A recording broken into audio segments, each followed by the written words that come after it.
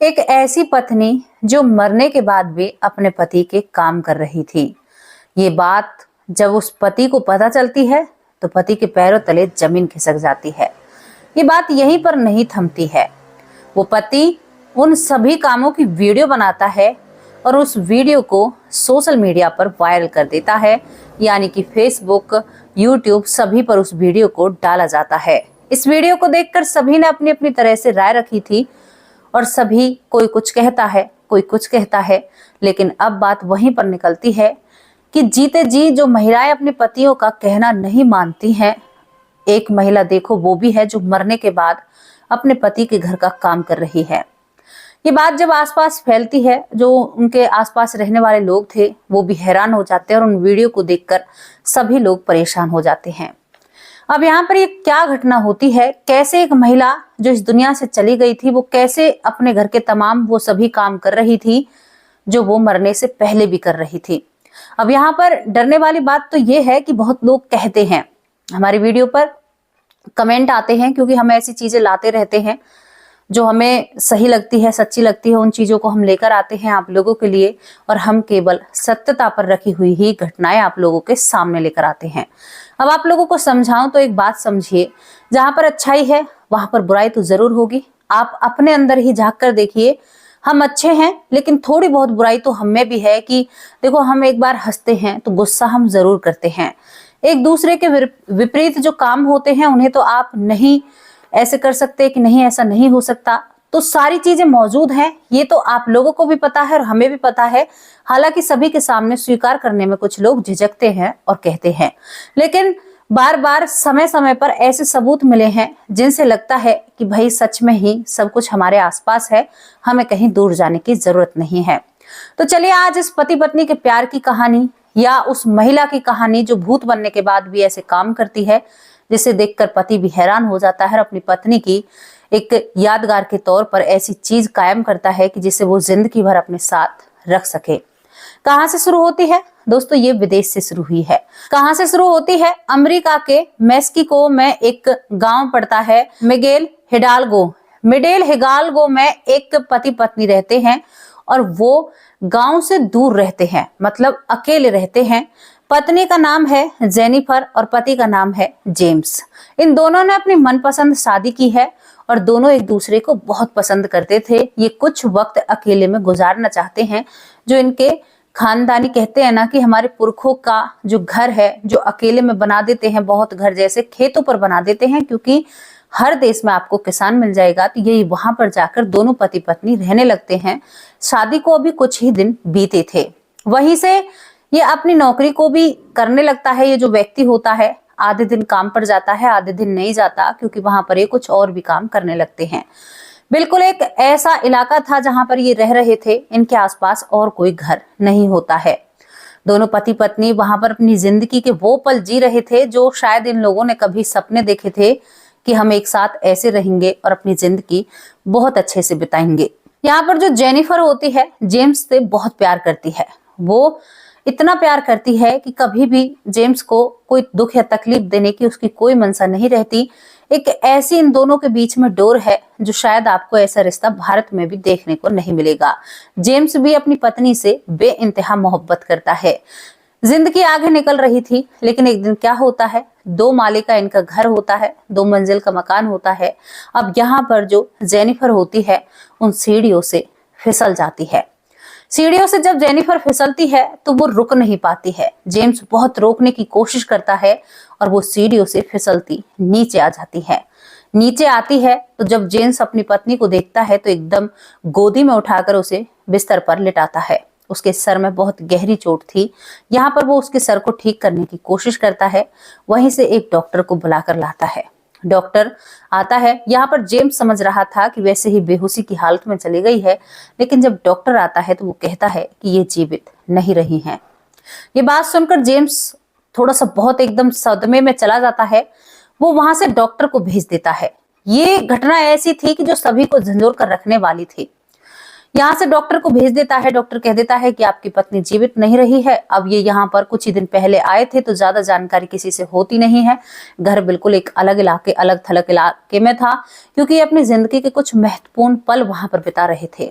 James टूट जाता है, अपनी पत्नी से लिपटकर बहुत रोता है। इतना रोता है कि उसकी दिमाग की हालत ठीक नहीं रहती है। अब जेम्स क्या करता है, ये बात किसी को भी नहीं बताता है और अपने मन में एक धारणा बना लेता है कि मेरी पत्नी जीवित है, मेरी पत्नी को कुछ नहीं हो सकता। लेकिन उसकी पत्नी सच में ही जीवित नहीं होती है, जिनका नाम जेनिफर होता है।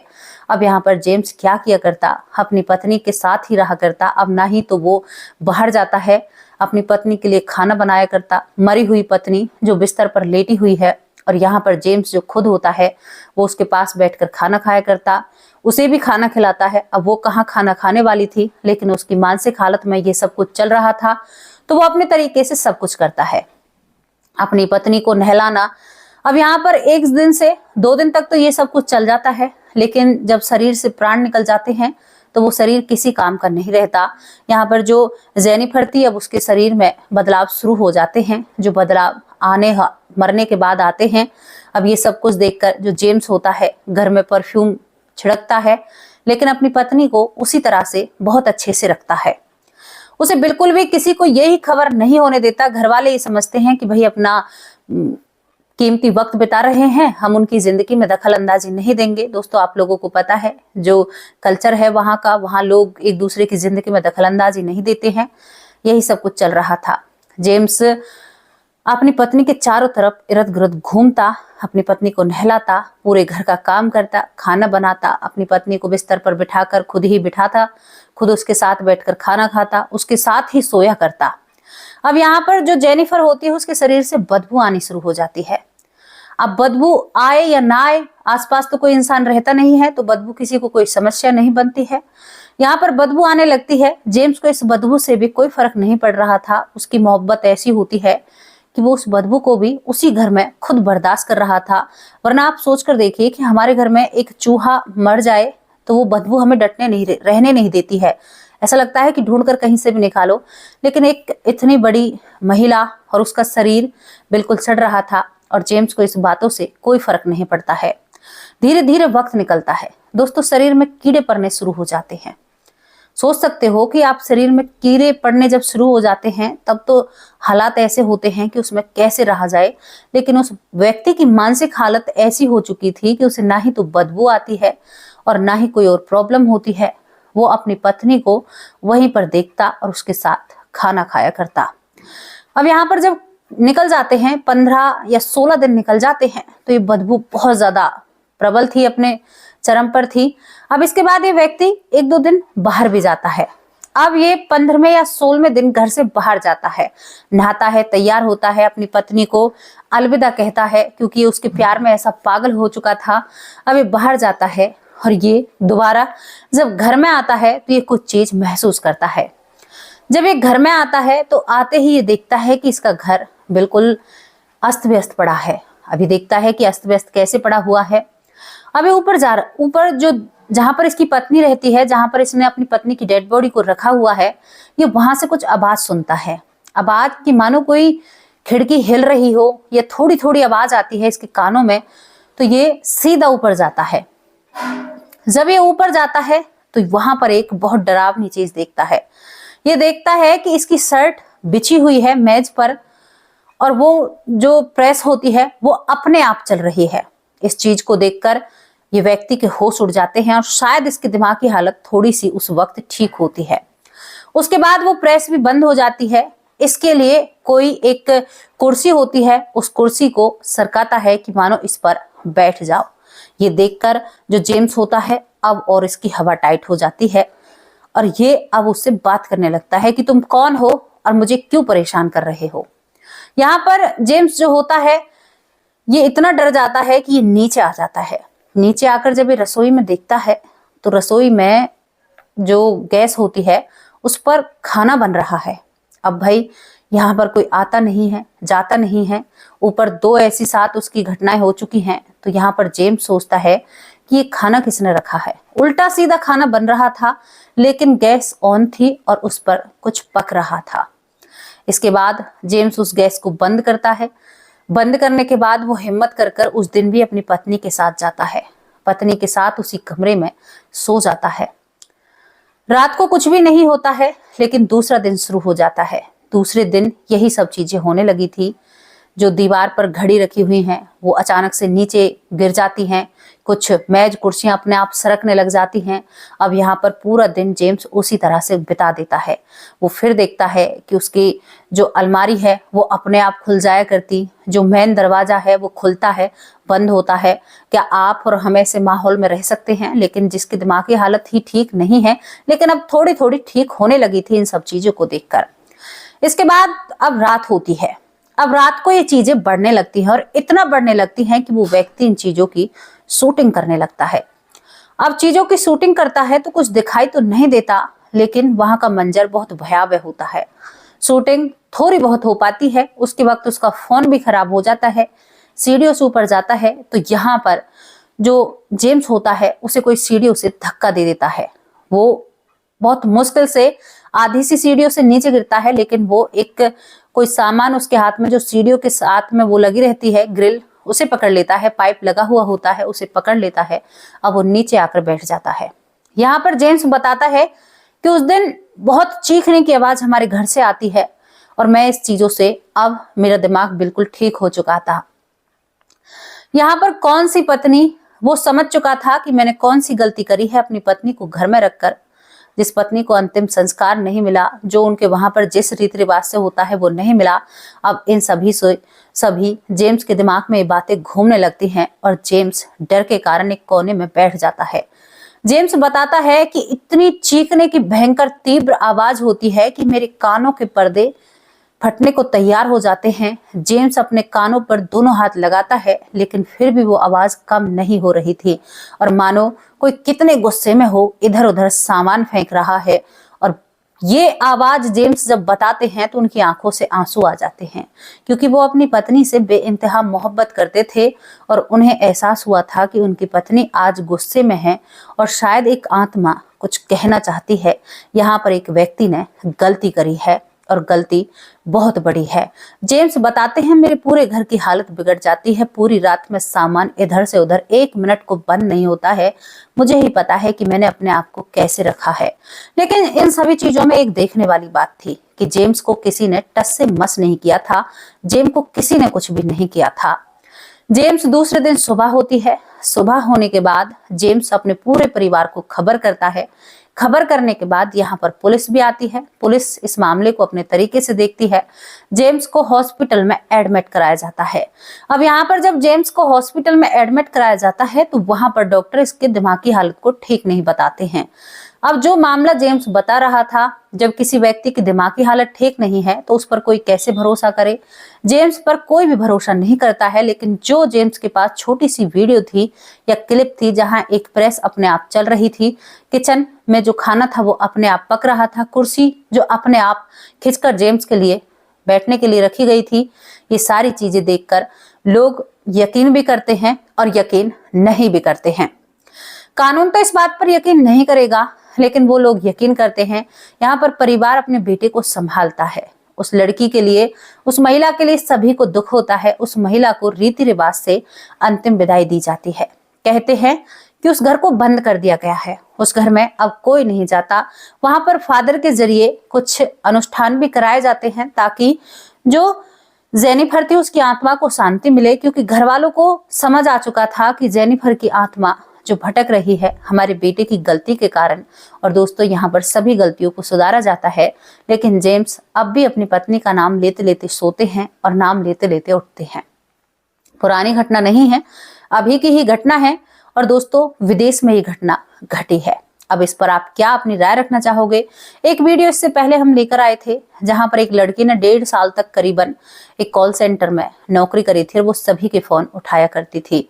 उससे पहले एक और वीडियो हम लेकर आए थे जो व्यक्ति एक कंपनी में नौकरी करता है और नौकरी करने के बाद कुछ पैसे अपने घर वालों के पास पहुंचाता है, जो व्यक्ति इस दुनिया में रहता नहीं है। तो ऐसी चीजें समय समय पर हमारे सामने हो जाती हैं जो शायद हमें डरा कर भी जाती हैं, डर भी लगता है। यहाँ पर एक चीज आपने नोटिस की कि उस पत्नी ने मरने के बाद भी, कहते हैं कि आत्मा का किसी से कोई वास्ता नहीं होता, लेकिन उस पत्नी ने हर चीज पर अपना गुस्सा जताया, लेकिन अपने पति को कुछ भी नहीं किया, केवल सीढ़ियों से धक्का ही दिया था। उसके बाद उसके साथ वो महिला कुछ भी नहीं करती है। फादर बताते हैं कि यहाँ पर हमें जो नेगेटिव एनर्जी है वो देखने को मिली थी। वहां पर कुछ लोग शोध करने के लिए भी जाते हैं जो वहां के रिसर्चर होते हैं, लेकिन वो वहां पर नहीं बताते हैं। यहाँ पर घर वाले कहते हैं कि हमने अनुष्ठान कराया है और हमने अंतिम विदाई की है, तो अब हमारी बहू यहाँ पर नहीं आएगी, वो अब जा चुकी है इस दुनिया से। तो दोस्तों, कभी कभी प्यार में कुछ गलतियां भी हो जाती हैं। गलतियां ये होती हैं जो हमारे बुजुर्गों ने जो चीजें पहले से बनाए रखी हैं, तो उन्हीं पर सभी को रहना चाहिए। ऐसी चीजों को कतई भी बढ़ावा नहीं देना चाहिए कि किसी के शरीर को अंतिम विदाई नहीं दी, क्योंकि कहते हैं कि जब तक आत्मा के शरीर को विदाई नहीं मिलती है वो इस लोक को छोड़कर नहीं जा सकती। तो यहाँ पर यही सब कुछ जेम्स के घर में चल रहा था। अब आपको एहसास होने लगा होगा, महसूस, कि मैं किन बातों का जिक्र कर रही हूँ।